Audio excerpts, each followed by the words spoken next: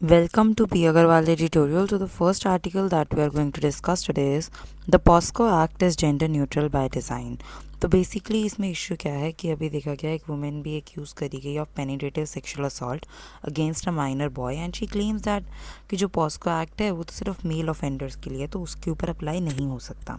तो this raises a big question कि क्या वुमेन भी पॉस्को एक्ट के अंदर पनिश करी जा सकती हैं. Yes, POCSO is gender neutral क्योंकि वो माइनर्स के लिए बना है और माइनर्स मेल और फीमेल दोनों ही तंग नहीं होने चाहिए. तो act equally applies to male and female victims, male and female perpetrators.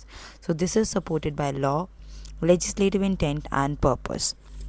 Why the text of the law it self is gender neutral. तो जो वर्ड ही है ना वो खुद में शी इंक्लूड कर रहा है.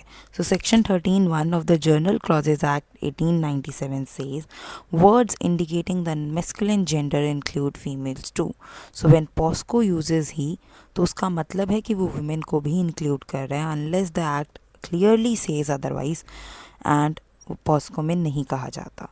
Section 3 penetrative sexual assault covers many acts, not just penile penetration. It includes digital, object, oral, all types. So, forcing a child to perform sexual acts with the offender or third person, those acts can be committed by women too, proving gender neutrality. The government clearly intended POSCO to be gender neutral. तो official statements जो दी गई थी with Ministry of Women and Child Development saying कि POSCO is a gender neutral act and POCSO amendment bill 2019 भी same ही state करता है. कुछ confusion 2019 में मिनिस्ट्री ने कहा it cover abuse of boys also, but this means victim includes boys not the perpetrators must be male. If the law was meant to be gender specific तो वो different होता. जैसे rape law in BNS section 63 clearly says only a man can commit rape, only a women can be the victim. तो अगर parliament चाहता था POCSO to be gender specific they would have used similar language. अगर उन्होंने नहीं करी तो it means the POCSO act has to be kept gender neutral. So why gender neutrality make sense, normative reasons. So supreme court का view ये रहा in Sakshi versus union of India case में. Supreme court ने clearly कहा child sexual abuse includes many acts, not just intercourse. So abuse is about power, not gender. So most POSCO cases जो हैं male offenders, female victims रहती हैं, but research opposite भी show कर रही है. So if the law was gender specific, abuse done by women would be ignored, and victims of female offenders would be denied justice. Final understanding is POSCO's goal is protect every child from sexual abuse, no matter who the victim is, who the perpetrator is. Reading POSCO as gender neutral is the only interpretation that matches the text. Lawmaker के intent को भी respect करता है और purpose of child protection को support करता है.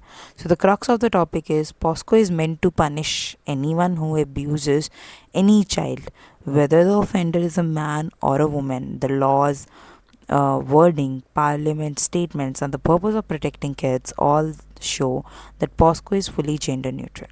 So the next article is Delhi's air, a wicked problem that needs bold solutions. So Delhi's winter is equal to air emergency, not just a seasonal problem.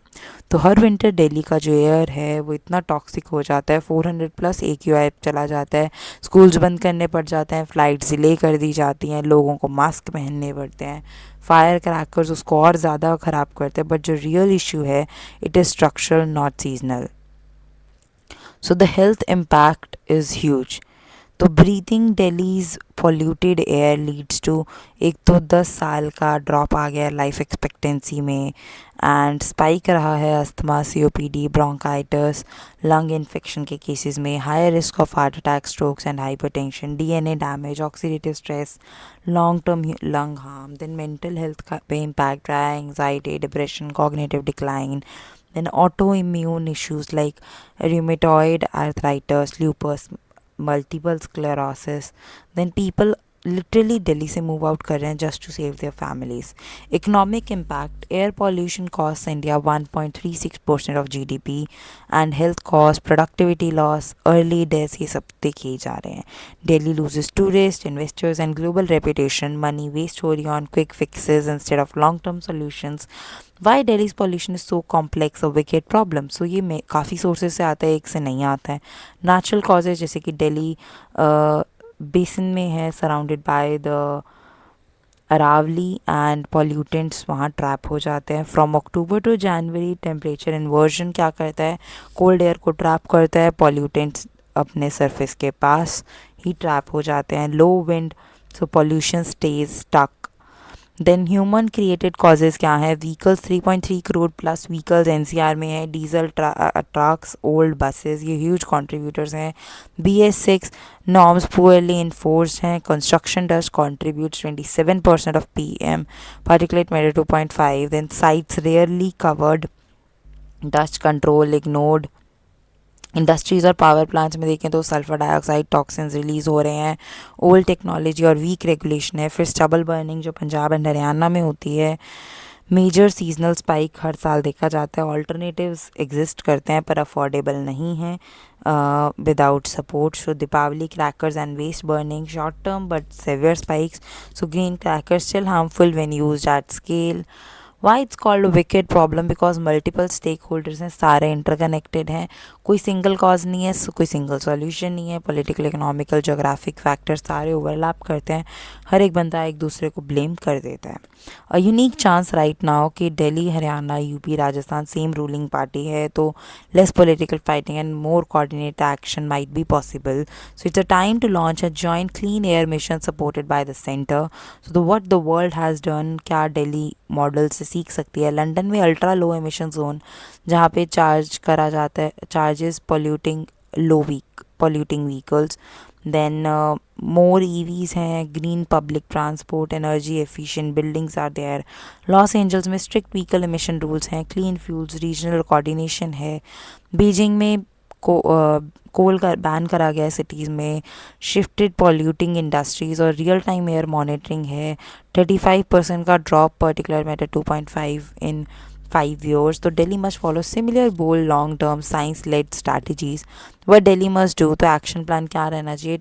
NCR को एक 1 year zone treat करो. Create a unified airship management plan for all the NCR states, like align regulations plus enforcement across borders.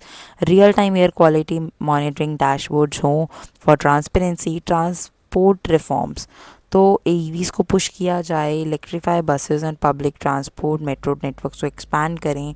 Discourage private fuel burning vehicles. Control construction and waste, strict dust control enforcement. Ban open waste burning, penalize violators heavily. Support farmers to produce cheap access to happy seeders, biodecomposers और stubble management को economically practical बनाया जाए. Then citizens also have a role. तो pollution जो है वो behavior problem है, governance नहीं. Public awareness, school programs, social responsibility, they are very essential. Clean air must become a shared community priority. Crux of the topic is Delhi's pollution is not natural, it is the result of choices and can be changed with different choices. If we treat it as it as a seasonal problem, nothing will improve. If we act with urgency, coordination and courage, Delhi can breathe again. We know what to do. The question is whether we do it or not. So that's all for the articles today. Thank you.